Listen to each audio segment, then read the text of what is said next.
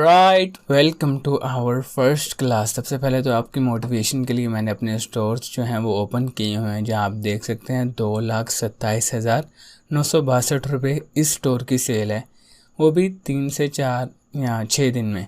और ये दूसरा स्टोर है जिसकी एक दिन की सेल इस वक्त है 49,000 रुपीज़। तो सबसे पहले हम स्टार्ट करते हैं कि ड्रॉप शिपिंग होती क्या है। तो ड्रॉप शिपिंग एक ऐसा मॉडल है जिसमें हम एक प्रोडक्ट को किसी सप्लायर के पास देखते हैं और वो प्रोडक्ट हमें अच्छी लगती है, हमें लगता है कि हम इसे सेल कर सकते हैं। उस प्रोडक्ट का हम बनाते हैं अपना स्टोर और उस स्टोर की मार्केटिंग के ज़रिए हम जो है कस्टमर्स लेकर आते हैं।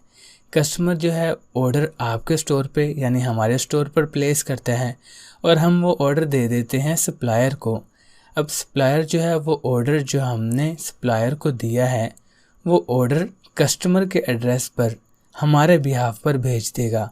सप्लायर हमें चीज़ फॉर एग्जांपल 50 रुपये की दे रहा है, हमने इसे अपने स्टोर पर 100 रुपये की लिस्ट की है, तो अब सप्लायर क्या करेगा, वो 100 रुपये की ही प्राइस के अकॉर्डिंग इस कस्टमर को भेजेगा, ना कि 50 की।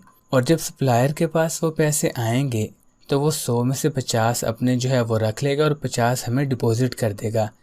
क्योंकि ये लोकल ड्रॉप शिपिंग है इसलिए इसमें ऐसे ही प्रोसेस चलता है। जबकि इंटरनेशनल ड्रॉप शिपिंग में होता क्या है कि एडवांस पेमेंट जो है वो कस्टमर हमारे स्टोर पर करता है और हम एडवांस पेमेंट सप्लायर को कर देते हैं। तो ये होता है लोकल ड्रॉप शिपिंग। अब रीसेलिंग क्या होता है, यानी कि आप अगर किसी चीज़ को ऑनलाइन सेल कर रहे हैं, क्या वो ड्रॉप शिपिंग है? नहीं, ऐसा नहीं है। रीसेलिंग में होता ये है कि हम किसी लोकल मार्केट से कोई चीज़ पहले बाय करते हैं, उसे बाय करके फिर उसे जो है अपनी वेबसाइट पर लिस्ट करते हैं। उसे वेबसाइट पर लिस्ट करने के बाद मार्केटिंग के थ्रू कस्टमर लेकर आते हैं। कस्टमर जो है हमारी जो है वेबसाइट पर ऑर्डर प्लेस करेगा और उसके बाद हम क्या करेंगे, हम उस ऑर्डर को खुद से फुलफ़िल करके यानी किसी कोरियर कंपनी के थ्रू उस कस्टमर के एड्रेस पर भेजेंगे। अब रीसेलिंग में इशू ये है कि हमें जो है स्टॉक पहले बाय करना पड़ेगा, यानी सामान पहले बाय करना पड़ेगा। जबकि ड्रॉप शिपिंग में ऐसा नहीं है, हमें सामान बाय नहीं करना, हमें सिर्फ एडवर्टाइजिंग कोस्ट चाहिए।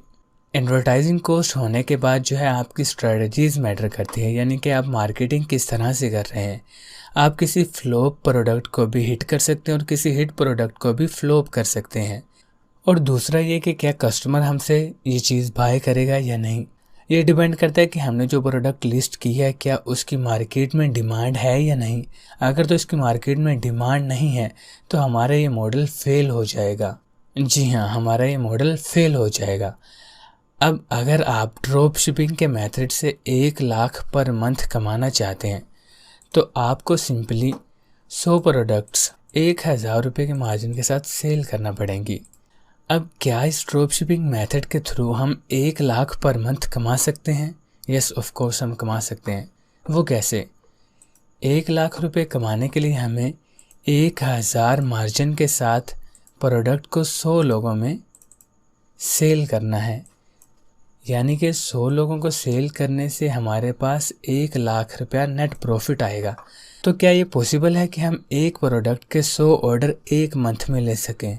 तो इसका जवाब है ये बहुत ही ज़्यादा आसान है। 1 मंथ तो क्या, हम इसे 1 से 2 दिन में भी कर सकते हैं। जैसे कि आप देख सकते हैं कि यहाँ 1 दिन के अंदर अंदर हमने 37 ऑर्डर्स लिए हैं और इस तरफ हमने सिर्फ 5 से 6 दिन के अंदर 103 ऑर्डर्स लिए हैं। अब आप समझ सकते हैं कि हम 1 महीने में 100 ऑर्डर तो क्या 1,000 ऑर्डर भी ले सकते हैं। और जब 1,000 ऑर्डर लेंगे और हर ऑर्डर पर हमारा प्रॉफिट 1,000 होगा तो हमें 10 लाख का नेट प्रॉफिट होगा। जी हाँ।